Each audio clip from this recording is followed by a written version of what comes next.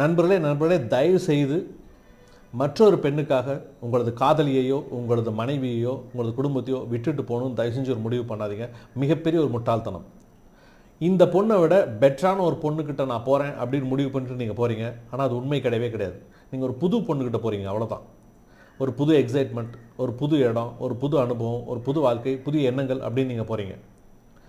இதெல்லாம் புதுசு நீங்கள் யோசிக்கிறீங்கள, இதெல்லாம் கொஞ்ச நாள் ஃபேட் ஆகும். இதெல்லாம் கொஞ்ச நாள் பார்த்தீங்கன்னா பழசாக ஆரம்பிக்கும்.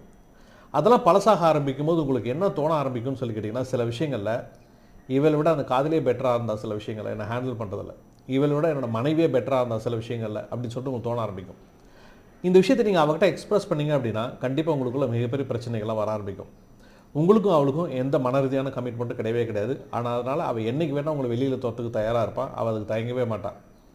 அப்படி அவள் வெளியில் துரத்திட்டா அப்படின்னு சொல்லும்போது நீங்கள் எங்கே போவீங்கன்னு யோசிச்சு பாருங்கள். இது பெரும்பாலான ஆண்களுக்கு நடக்கக்கூடிய ஒரு விஷயம் தான். எனக்கு வர ஃபோன் கால்ஸ் மூலிமா தான் நான் உங்களுக்கு சொல்லிட்டு இருக்கேன். அப்போ நீங்கள் எங்கே போவீங்க? ஒருவேளை உங்கள் மனைவியிட திரும்பி போகலாம், காதலியிட திரும்பி போகலான்னு போகிறீங்க அப்படின்னா கண்டிப்பாக ஏற்றுக்க மாட்டாங்க. உங்களுக்கு தெளிவாக தெரியும். அப்படி ஒருவேளை அவங்க மன்னிச்சு ஏற்றுக்கலான்னு முடிவு பண்ணாலும் கூட பழைய மாதிரியான ஒரு சந்தோஷமான நிம்மதியான ஒரு நல்ல அணுகுமுறையுடன் கூடிய ஒரு வாழ்க்கை உங்கள் 2 பேத்துக்குள்ளே இருக்குமான்னு கேட்டால் இருக்கவே இருக்காது. அப்போ இப்படி எல்லா பக்கமும் உங்கள் வாழ்க்கையை தொலைச்சிட்டு நிற்கிறதுக்கு இந்த ஒரு விஷயத்தை ஆரம்பிக்காமலே இருக்கிறது பெட்டர் இல்லை, இந்த விஷயத்தை செய்யாமல் இருக்கிறது பெட்டர் இல்லை. தயவு செஞ்சு யோசிச்சு பாருங்கள், புரிஞ்சுக்கோங்க. உங்களுடைய வாழ்க்கை உங்களுக்கு மீண்டும் அடுத்த சந்திக்கிறேன்.